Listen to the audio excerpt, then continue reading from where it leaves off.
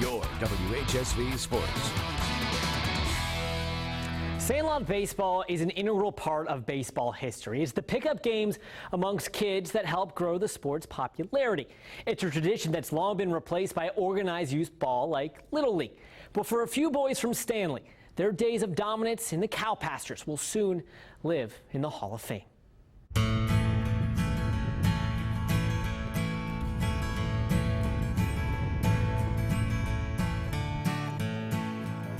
June 26, 1955, the Pineywood Tigers won the game 26-6.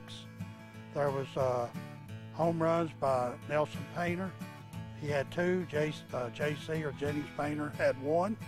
60 handwritten pages of box scores archive life for kids in Stanley, Virginia through the 1950s. For some reason, I know I just had everybody to, after they batted, to go over and write down on a piece of paper on the sideline what they done.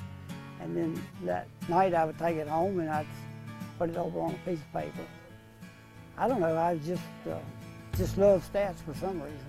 First base down there, right field out there. He recorded unbelievable statistics. Who pitched, who lost, the scores, the date of every game. For these Stanley Boys, Donnie Wilson, Bucky Nauman, Nelson, and Jennings Painter, the documents remind them of the games and rivalry between the Pineywood Tigers and Shady Grove Dodgers. We all loved to win, and some of the little ones, the younger ones, would kind of cry if we lost, but I can't remember us ever getting in a fight. What were the 50s like here in Stanley? 1955, I was 10 years old, and I just remember riding bicycles and playing ball and taking care of chores at home. Every family had almost 5 or 6 kids to every family, so it wasn't hard to find a ball player. On any open field they could find, they'd grab a bat, If they split the handle or something on it, we might take a nail or something put in it. a ball, and some bases, trying to be their heroes. We had to do everything according to the big leagues, so we all taken our pennies and put together and came up with enough money to go get a poke of Red Man tobacco. I got sick the first time I tried it, and I haven't tried it since. In our younger days when we were playing, we used cow paws. You know, these cow paws get hard. That would be the base. With each home run hit, each double, and each out, these players could only imagine one day they would be in the Baseball Hall of Fame. And thanks to these detailed records more than 60 years ago, they soon will be. Donnie was coming up with this all day idea, I said, Cooperstown might like that. And we all said, yeah, just laughed, We didn't think anything out of it. We all laughed, that was funny.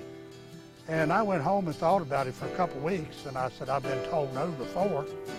Next month, the records will travel to Cooperstown to be accepted into the Hall of Fame, etching their memories into history. It's unbelievable, really. Yeah, it's amazing. I just can't believe it.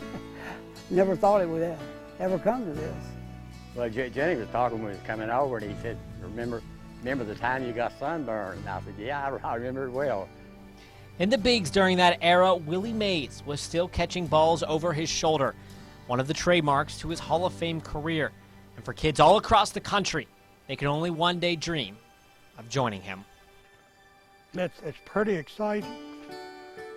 40 kids in a small town like Stanley going to the Baseball Hall of Fame.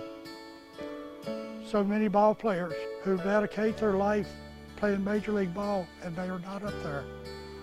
A bunch of kids that played in the cow pasture is going there.